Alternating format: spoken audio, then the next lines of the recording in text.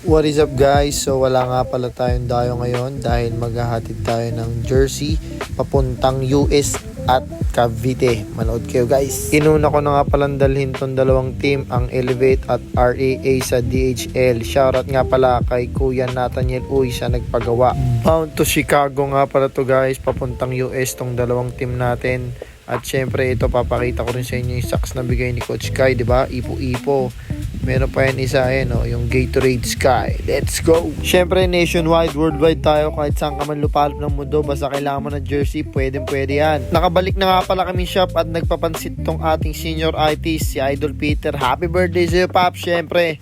At ayan, nandito tayo sa third floor. Grabe, sobrang loaded sa mga mananahe dahil sa bagyo nakaraan. Ito nga pala yung dalawang plastic na ipapadala natin sa Bacoor, Cavite. Shoutout nga pala kay Idolo TV. Ayan, tamang video lang tayo habang busy ang mga tao dito. Syempre, grind yan lahat para pulido ang gawa. Ito nga pala yung Hoops Generation Basketball Papawis sa Bacoor, Cavite, na ang namumuno ay si Idolo TV. Shoutout sa'yo. Ito nga pala yung paggawa niya. Grabe, ang dami. Meron nga palang black at merong white. Syempre, iba-iba rin ang fabric na ginamit dyan. May air cool at merong polydex. Ayan, shoutout Hoops Generation.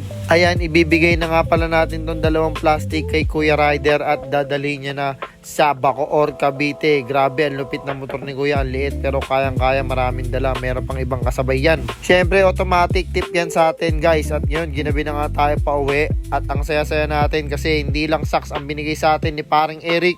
Ayan, binigyan din niya tayo ng sapatos. Ang lupit talaga ni Coach Eric. Ang dumi pa nga ng kamay natin dyan guys. Syempre, malinis na kamay yan, oh. Ano daw, di ko na maintindihan sinasabi ko. So yan guys, basta yan yung nangyari sa buong araw ko. At syempre, napakabango talaga ng amoy ng bagong sapatos. Ang sarap sa pakiramdam. Ayan, sa mga papagawa jersey dyan, mes lang kayo. Peace!